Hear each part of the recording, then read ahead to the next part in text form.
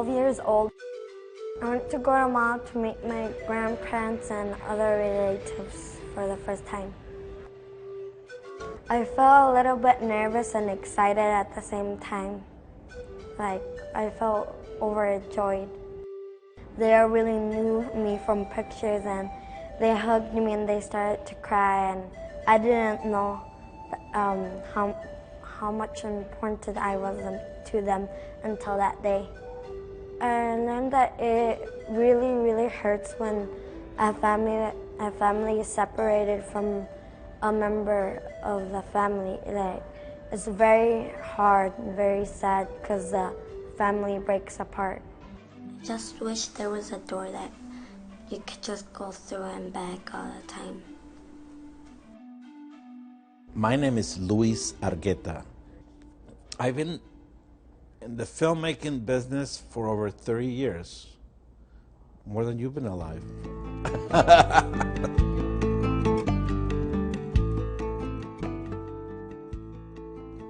Abuelos y Nietos was the organization, Abuelos y Nietos Juntos, abuelos, grandparents and grandchildren together, was the organization that put the idea forward of reuniting families from Minnesota with their families in Guatemala. I kept struggling with the help of my crew, my wife, friends, and looking for titles because it was not easy. It was not easy.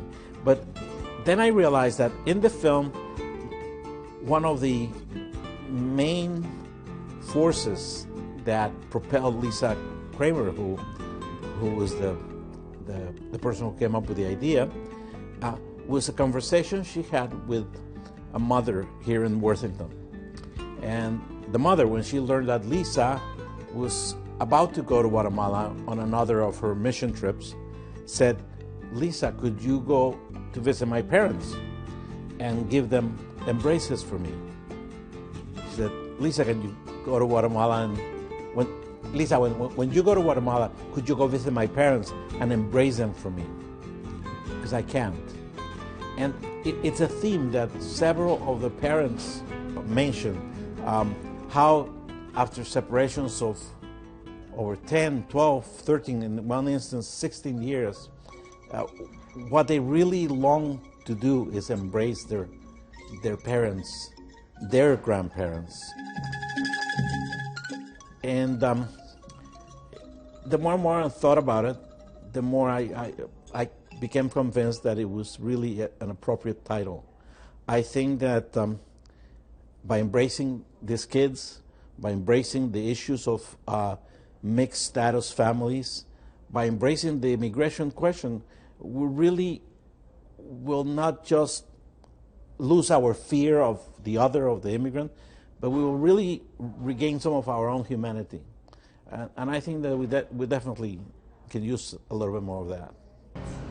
I went to Guatemala last year, and I met my brother for the very first time. Before I went to Guatemala, I didn't believe I had a brother. Now I believe them that I had a brother with nice and kindness. My name is Catalina Martin. I'm from Guatemala.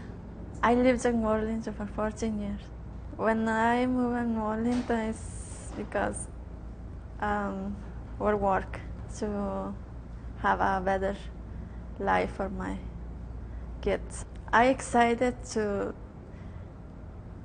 my kids have the opportunity to go to meet with my mother, my dad, all my family. Aquí estoy, aunque pase necesidades, aunque me tenga que esconder, mientras que estoy con ellos, todo por ellos lo hago, porque ellos merecen estar aquí. Tal vez yo no, pero ellos sí.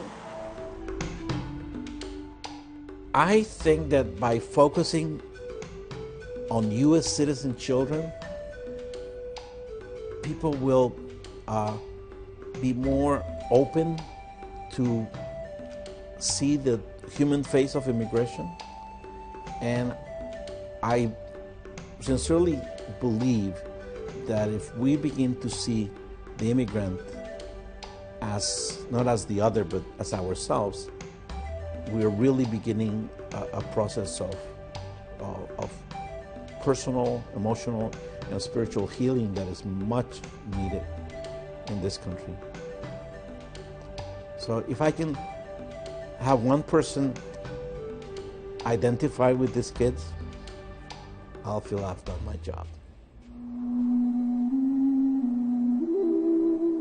Solo tú eres grande para nosotros, Señor. Tú es que nos das de noche, tú es que nos das de día, tú es que nos das de todo, Padre Santo. Dios, Padre Celestial, te pido, Señor, en esta hora, en esta mañana, que tú es que escuche nuestras oraciones aquí, Padre, por todo. Gracias en esta mañana, por esta preciosa hora. Gracias, abuelas, abuelos, por su conocimiento, por su sabiduría. Mila wachte tot taat, en te bis que familia, que familia de Estados Unidos, escribe ahí. Que escuche nuestras oraciones aquí, Padre, por todo que estamos aquí pidiendo por nuestros nietos.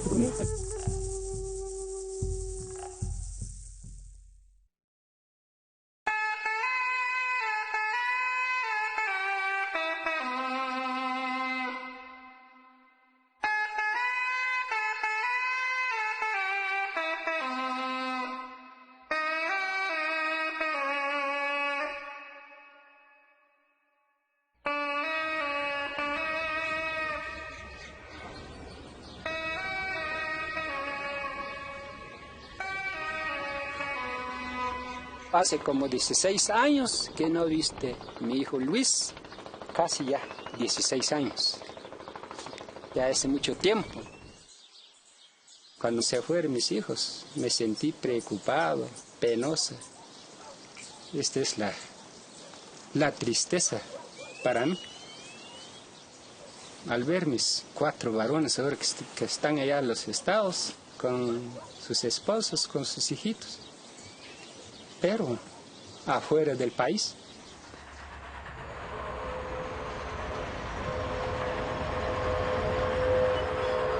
Es muy difícil estar lejos de la familia por mucho tiempo, quizá 15, 16 años, estar lejos de sus papás de uno no es fácil.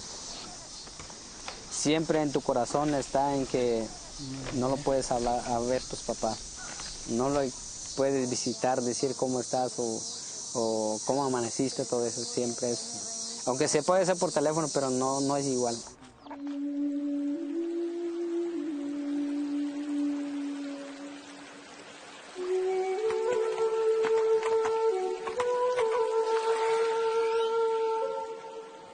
Yo soy Brandon Eliazar. Hace 14 años que no veo a mis papás. No sé por qué no la trajo mi hijo cuando era chiquita. Me duele mucho, me ha enfermado mucho por él, porque me hace falta. Antes cada vez que yo le hablaba nomás se ponía a llorar. Dice, yo no tengo mamá, me decía. ¿Cómo no, mi hijo? Yo soy tu mamá. Yo le platicaba, ¿por qué la dejé a mi hijo? Porque éramos pobres, no teníamos nada. ¿Por qué no me llevaron? Dice. Le digo, porque para pasarte en desierto es duro. Caminando se fueron, pues, y fueron... No me recuerdo si ellos llegaron a los 15 días o... Ay, Dios, más no. tal vez llegaron como unos 40 días. Puedo morir, dije yo. Me dio miedo. Como casi era chiquito, pues, estaba mamando.